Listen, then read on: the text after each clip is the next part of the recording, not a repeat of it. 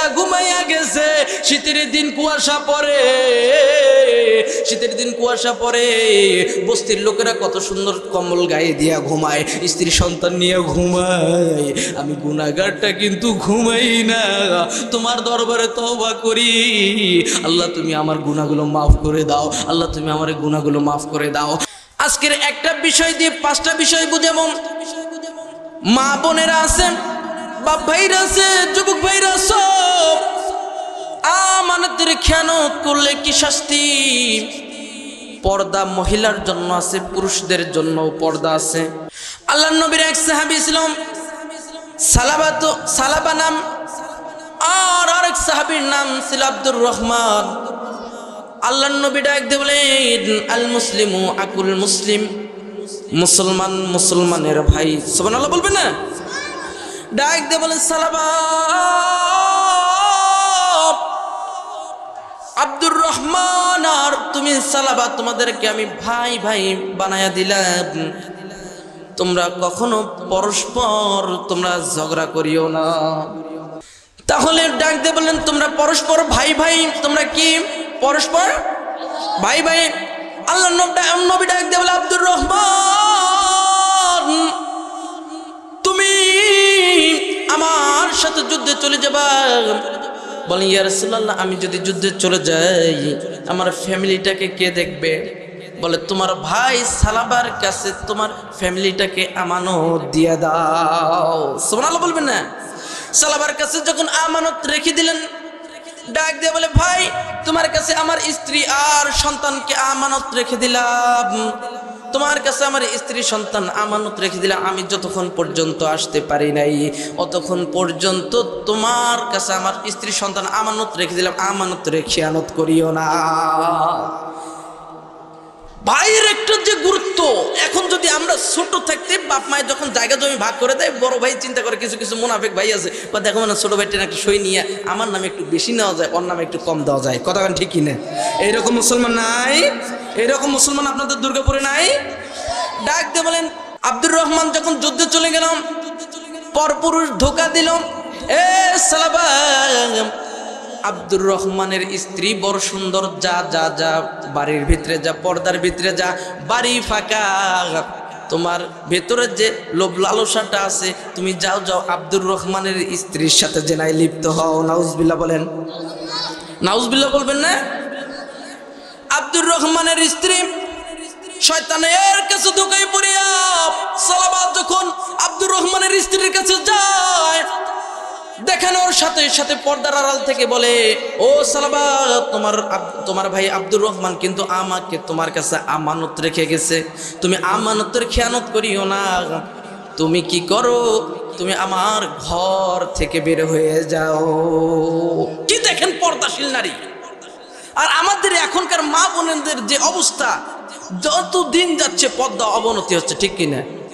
এই যুগের মাইয়াদের ধরন হইতে গেলে লাগে শরম, সকালবেলা বোরকা পরে বিকালবেলা ওড়না নাই, ও দাদা ভাই ডিজিটাল যুগ বুঝিয়ে যায়। কতক্ষণ ঠিক কিনা? একটা মেয়ে সকালবেলা বোরকা পরে, দুপুরবেলায় আর একটা জিনিস পরে, বিকালবেলা একটা মাস্ক লাগায়, সুন্দর আগে আগে দেখে আর কোনো অন্যায় নেই। কতক্ষণ ঠিক কিনা? গাইবান্ধা পার্কে এরকম হয় না? আব্দুর রহমানের স্ত্রী ডাক দিয়ে বলেন, ও সালাবা আমার বাড়ি থেকে বের হয়ে যাও, আমি পর্দার ভিতরে থাকবো রে সালাবা। তুমি আমানতের খেয়ানত করতে পারো না কেন? তুমি আমানতের খেয়ানত করতে পারো না, তোমার ভাই আমাকে তোমার কাছে আমানত রেখে গেছে। আমাদের এখনকার কিছু কিছু মহিলারা পরকিয়া করে না করে, স্বামী বিদেশে কষ্ট করে কিন্তু বউ দেখো তলে তলে সুতা কাটে, আছে না নাই? স্বামী নারী হলো ঘরের সেবা, স্বামীর সেবার তরে, এখন শুনি উল্টো স্বামী বইয়ের সেবা করে। কতক্ষণ ঠিক কিনা? এইরকম নাই আপনাদের এলাকায়? বইয়ের কাছে খালি কোনো জোরে কথা বলতে পারে না, কিন্তু বাপ মাও কইলে বাবারে বাপ মায়ের ওপর কাল্লা ঝাড়ি দেওয়া শেষ। কতক্ষণ আছে? এরকম লোক আছে না? নারী হলো পরের সেবা, নারী হলো ঘরের সেবা, স্বামীর সেবার স্তরে, এখন উল্টো শুনি স্বামী বইয়ের সেবা করে, ঠিক না? নারী হলো ঘরের সেবা, পরের সেবার তরে, কিছু যদি স্বামী বলে নারী স্বামী ধরি মারে, কথা ঠিক কিনা? এইরকম নারী নাই, এরকম দজ্জাল বউ আছে না নাই? আমাদেরকে সেই রকম হতে হবে, আমাদেরকে মা আয়েশার মতো হতে হবে, আমাদেরকে মা খাদিজার মতো হতে হবে, আমাদেরকে মা ফাতেমার মতো হবে, ঠিক কিনা? ডাক দিয়ে বলে যুবক ভাই কান ফেলে শোনো, মা মাইকের আওয়াজ যদি কানের ভিতরে যাই গো মা, দিনের কানটা লাগে শোনো না, শোনো এ যুবক ভাইরা শোনো, আমানত তোর খেয়ানত করিও না। আব্দুর রহমানের স্ত্রী ডাক দিয়ে বলে সালাবা, তোমার কি জাহান্নামের কথা মনে হয় না? তোমার কি হাসরের কথা মনে হয় না? তুমি যদি এই যে কাজটা করো, আমার সাথে জিনায় যদি লিপ্ত হইয়া যাও, এই জিনার কারণে কিয়ামতের দিন আল্লাহ তোমারেও জাহান্নামের ফালাইয়া দিবে, আমারও জাহান্নামে ফালাইয়া দিবে। এইবার সালাবা ঘর থেকে বাইর হওয়ার পর হেদায়েত দেওয়ার মালিককে, হিদায়াত দেওয়ার মালিক হলো আল্লাহ। আল্লাহ জাহান্নামের ভয় একটা সালাবার অন্তরে ঢুকায়া দিল। সালাবা ঘর থেকে বাইর হয় আর দৌড়ায় আর ডাক দেবার, আল্লাহ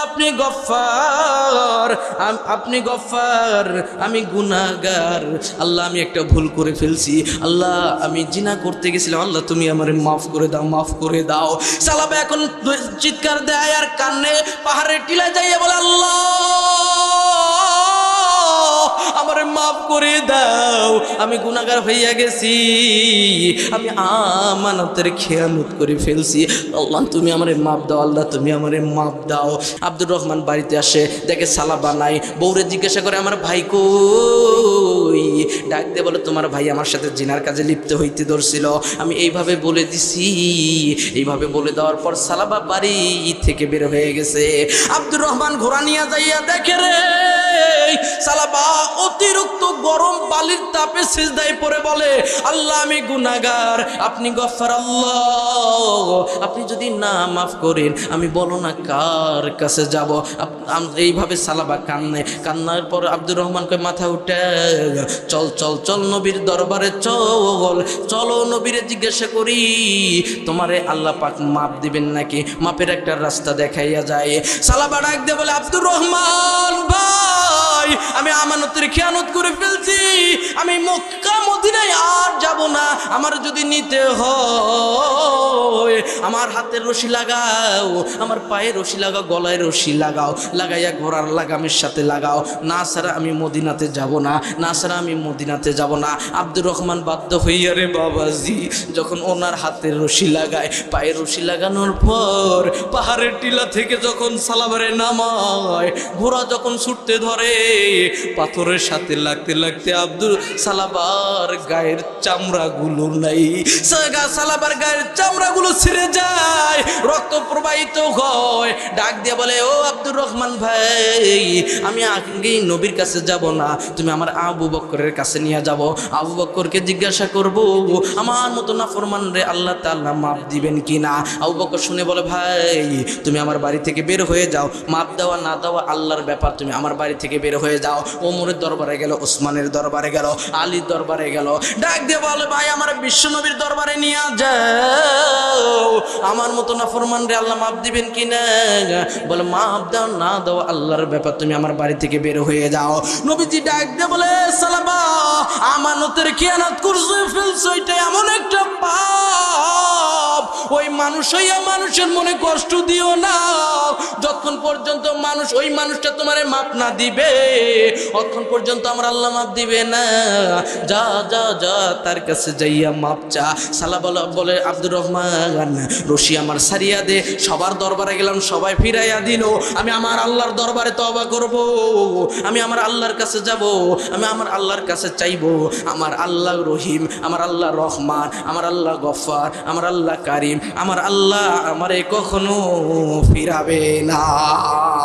সুবহানাল্লাহ বলবেন না? যখন আব্দুর রহমান ছেড়ে দেয়, আবার পাহাড়ের টিলায় যাইয়া বলে, আল্লাহ তাকে দেখো গো, রাত্র গভীর হইয়া গেছে, গাছের পাখিরা ঘুমাইয়া গেছে, বস্তির লোকেরা ঘুমাইয়া গেছে, শীতের দিন কুয়াশা পড়ে, শীতের দিন কুয়াশা পড়ে, বস্তির লোকেরা কত সুন্দর কম্বল গায়ে দিয়া ঘুমায়, স্ত্রী সন্তান নিয়ে ঘুমায়। আমি গুনাহগারটা কিন্তু ঘুমাই না, তোমার দরবারে তওবা করি।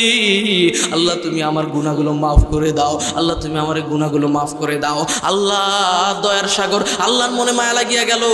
আল্লাহ জিব্রাইলে ডাক দিয়ে বলে, ও জিব্রাইল যা যা যা আমার নবীর কাছে যা, নবীরে যাইয়া বল এই মাকলুকগুলোর মালিক আপনি না আল্লাহ। যদি মাকলুকগুলোর মালিক আল্লাহ হয়, কেন সালাবারের বিদায় করছেন? সালাবার জিন্দেগির গুনাহগুলো আল্লাহ মাফ করে দিছে। সুবহানাল্লাহ বলবেন না? জিবরাইল আলাইহিস সালাম ডাক দিয়ে বলে, ইয়া রাসূলুল্লাহ, ইয়া হাবিবাল্লাহ, কেন সালাবাকে বিদায় করে দিছেন? সালাবার জিন্দেগির গুনাহ আল্লাহ মাফ করে দিছে। নবীজি বলে, যাও না যাও না, সালাবার কাছে যাও। যাওয়ার পর ওরে বলো না আমার কাছে আসতে, আমার কাছে আসতে। 3-4 জন সাহাবী রওনা হয়ে গেল। মানুষের জিজ্ঞাসা করে, কোন লোক কি রে আপনি দেখছেন নাকি? কয় না, কোনো লোকরে দেখি নাই। সালাবা নামের লোক কোন কি দেখছো নাকি? জাহান্নামের ভয়ে কান্দে, পরকালের ভয়ে কান্দে। কয় এমন কোন লোক দেখি নাই, কিন্তু পাহাড়ের টিলায় কে যেন গুনগুন গুনগুন করিয়া কান্দে আর বলে, আল্লাহ সবাই সবার দরজা থেকে ঘুরাইতে পারে, আমি বিশ্বাস করি তুমি আল্লাহর দরবার থেকে আমার ঘুরাইবা না। ও মায়ের মালিক, আমার জিন্দেগির গুনাহগুলো মাফ করে দাও, তুমি আমারে মাফ করে দাও গো আল্লাহ। উসমান ডাক দিয়ে বলে, এইটাই সালাবার, চলো না সালাবারে ডাকি নিয়ে আসি। সালাবারে ডাক দিয়ে বলে, সালাবার চল মদিনায় যাই, আমার নবী তোমারে ডাক দিছে। সালাবা যখন মদিনায় মসজিদে নববীর মধ্যে যায়, সালাবার ডাক দিয়ে বলে, ও দুনিয়ার মানুষ শুনিয়া নাও, আমি যখন নামাজে দাঁড়াইলাম আমার পেছন থেকে চিৎকার আসলো। 3টা চিৎকার দিয়ে নবীজি কাপু ধাপু করে নামাজটা শেষ করলো। করানোর পর তাকায় দেখে রে, ভালো মানুষ দুনিয়াতে বাঁচে না। আল্লাহ বলে, আমি যে সকল বান্দা তওবা কবুল করে নেই, পরের গুনাহ করার আগে আগে আমি তারে পৃথিবী থেকে উঠাইয়া নেই। সুবহানাল্লাহ বলবেন না? ডাক দিয়ে বলে, দেখে সালাবা অজ্ঞান হয়ে গেছে রে, কে আসো? আমার সালাবার মাথায় পানি দে, আমার সালাবার মুখে পানি দে। সালমান ফার্সি পানি দিয়ে বলে, নবীজি আর পানি খরচ করিয়েন না, আপনার সালাবা আল্লাহর ডাক। সালমান ফার্সি ডাক দিয়ে বলে, নবীজি আর পানি খরচ করতে হবে না। নবীজি ডাক দিয়ে বলে, ও সালমান ফার্সি গোসল দাও। আমি নবীজি তার নিজেই জানাজাটা করব। কিতাবে লেখি, নবীজি জানাজা করার পর নবীজি যখন কান্দে লইয়া, লাশটা নিজে কান্দে লইছে, নিয়ে যখন রওনা দেয়, ওমর রাদিয়াল্লাহু তাআলা পেছন থেকে ডাক দিয়ে বলে, পেছন থেকে ডাক দিয়ে বলে, ও নবীজি আপনার তো আল্লাহ তাআলা দিছে, ওয়ামা আরসালনাকা ইল্লা রাহমাতাল লিল আলামিন, আপনার তো পুরা পৃথিবীর জন্য আল্লাহ তাআলা রহমত স্বরূপ পাঠিয়েছে। ও নবীজি আপনি সালাবার লাশটা কেন কান্দে নিয়া বুড়া আঙ্গুলের মধ্যে উকি দিয়ে হাঁটেন? কেন এই পাটা জমিনে লাগান না? নবীজি ডাক দিয়ে বলে, ওমর রে, আমি নবী যা জানি, আমি নবী যা দেখি তোমরা তো দেখো না, আমি নবী যা জানি তোমরা তো জানো না। আমার সালাবার যখন আস্তাগফিরুল্লাহ তওবা পড়ছে রে, আমার সালাবার যখন চোখের পানিগুলা ফালাইছে, আমার সালাবার তওবাতে আল্লাহ এত খুশি হইছে। আমি যে মুহাম্মদ, আমার সালাবার তওবাতে এত খুশি হইছে, আমার সালাবার জানা যায় আল্লাহ এত পরিমাণ রহমতের ফেরেশতা নাজিল করছে। আমি সালাবা, আমি নবীজি যে এই পাটা, পুরা পাটা যে জমিনে লাগাবো, একটুখানিও জায়গা ফাঁকা নাই। আরো জোরে কন্যা সুবহানাল্লাহ। নবীজি পুরা পাটা জমিনে লাগাবে, এই পরিমাণ জায়গা আর ফাঁকা নাই। নবীজি ডাক দিয়ে বলেন, লাশটা আমি নিজেই কবরে নামাবো। যখন সালাবার লাশটা কবরে নামায়, নবীজি বলে, সালাবার লাশটা যখন কবরে নামায় আমি দেখতে পাই আর আমার নাকের মধ্যে গ্রান আসে। এই গ্রানটা দুনিয়াবি সাধারণ গ্রান না, আমি যখন মিরাজে গেছি এইটা দেখা যায় জান্নাতি গ্রান আমার নাকে আসতেছে। সুবহানাল্লাহ বলবেন না? আমি আরো খেয়াল করছি, দুনিয়ার মানুষ শুনিয়া নাও, জানিয়া নাও, আমার সালাবার যখন লাশটা আমি কবরে নামাই রে, কবরে নামানোর পর তাকায়া দেখি কবরে একটা গর্ত হইয়া গেছে। আমি মাথাটা নিচু করে দেখি এই গর্তটা কত দূর। আমি কিতাবে লিখছে, নবীজি বলেন এই গর্তটা যখন নবীজি তাকায় দেখে কবরের দরজা আর জান্নাতের দরজা এক করে দিছে। আর জোরে বলুন না সুবহানাল্লাহ। তাহলে আমরা তওবা করে খাঁটি মুসলমান হয়ে যেন কবরে যাইতে পারি ইনশাআল্লাহ। কারা কারা খাঁটি তওবা করে মুসলমান হয়ে কবরে যাব, হাতটা দেখেন তো আরেকবার। আল্লাহ সবার হাতগুলো কবুল করে, সবাই বলে আমিন। সময় কম থাকার কারণে কম কথায় জ্ঞানী গুণী মানুষের সলপল বেশি বোঝে, কথাখান ঠিক কিনা?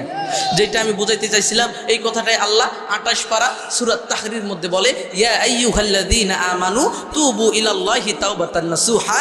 বান্দা যখন যদি তুমি আমার কাছে খাঁটি তওবার মতো তওবা করো, আমি আল্লাহ রাব্বুল আলামিন তোমাকে মাফ করে দিব। সুবহানাল্লাহ বলবেন না?